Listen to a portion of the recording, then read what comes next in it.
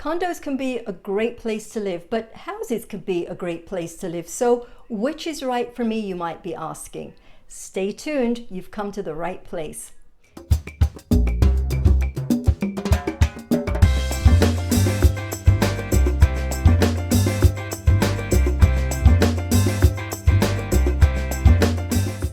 Hello everyone, so happy to be here with you. This is Meral Ibrahim, broker associate with Coldwell Banker in the beautiful Palm Beaches, Florida. I've lived here for 40 years as a transplant from London, and I'm passionate about Wellington and the surrounding areas. If you're thinking about relocating to the Palm Beaches or retiring in the Palm Beaches, then this channel is for you. So come join me to discover everything about communities, lifestyles, and some real estate. If you've been here before, thank you and welcome back. If you love the Palm Beaches like I do, click on that subscribe button and hit that bell so you'll be notified every time I make a video. So, deciding if you should buy a condo versus a house is really going to come down to where you are in life and what your preferences are. For example, someone who wants to live on the ocean and may not be able to afford the several $million price tags for a house may opt instead for a condo at a lower price. Even so, some condos can run into the millions of dollars depending on location, features, and amenities. So how will you know if a condo is right for you? There's no real cookie cutter buyer for a condo. Condo dwellers can be first-time buyers looking to get into the market, investors snapping up rental properties, and of course baby boomers wanting to downsize their space and responsibilities. What makes condos different from single-family homes is that you own your unit, but you also share ownership of the land, building, and common areas. These common areas can include a fitness center, pool, and manicured grounds, and other amenities that are offered. Quite frequently, the fee includes water, sewer, garbage service, and pest control, which makes it easier for bill paying to each service provider. A total luxury condo may provide full-time concierge, doorman, and valet, room service, spas, and restaurants. You share costs with other members of your condo association, and the board of directors or property management company makes the big decisions.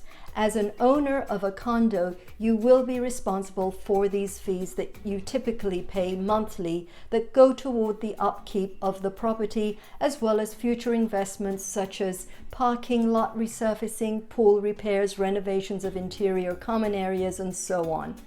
While monthly condo fees cover ongoing maintenance and contributions to a reserve fund for the types of repairs that I just mentioned, the association may assess separate fees for unexpected expenses. If you live in a condo long enough, you will likely experience what is called a special assessment.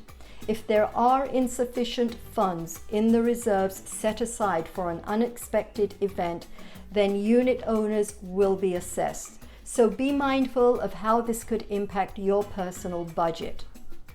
The monthly fees will also vary considerably depending on the location and whether you're looking at a luxury or a no-frills condo community. And keep in mind, you still have to make a mortgage payment. One of the primary advantages of living in a condo is no repairs and maintenances, at least on the exterior. You will only be responsible for the interior, which could allow you more free time to hang out at the pool, take weekend trips, or simply enjoy doing what you love to do. Because your condo is surrounded by other units, there is a level of intimacy that doesn't exist in subdivisions. This could lead to a greater likelihood of socially connecting. There are a set of rules condo owners have to abide by called bylaws. Before embarking on any project on your condo, be sure to ask the association for permission. If they deny your request, you're out of luck. Also, check the restrictions when it comes to pets, as they may restrict the number of pets you're allowed to have, the breed, and the size. Living by someone else's rules might be fine for some people, but for others, it can be stifling.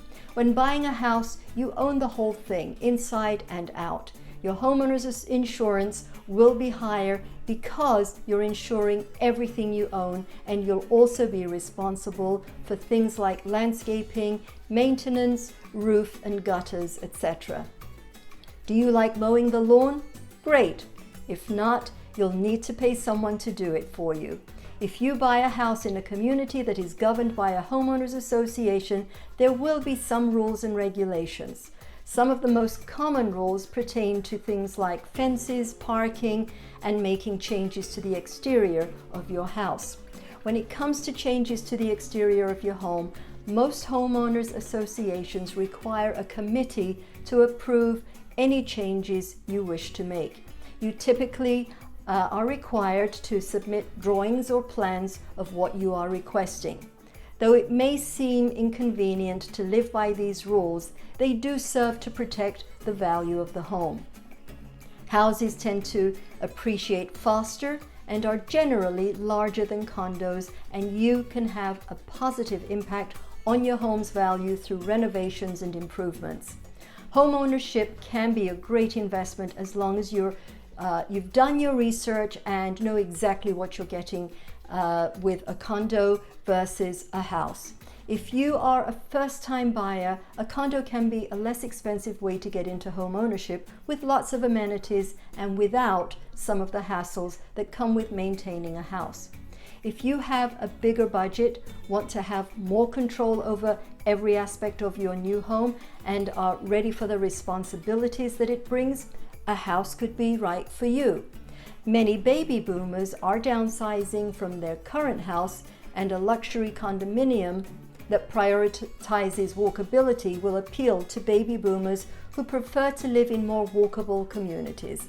The condo lifestyle can also be a good fit for boomers who want the convenience of being able to lock the door and leave to travel without any worries.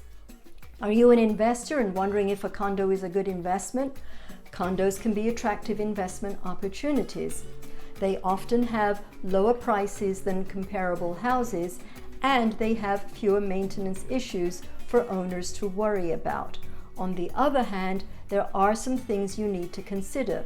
For one thing, condos have the monthly fees that can increase significantly, as mentioned earlier, adding to the expenses your rental income has to cover.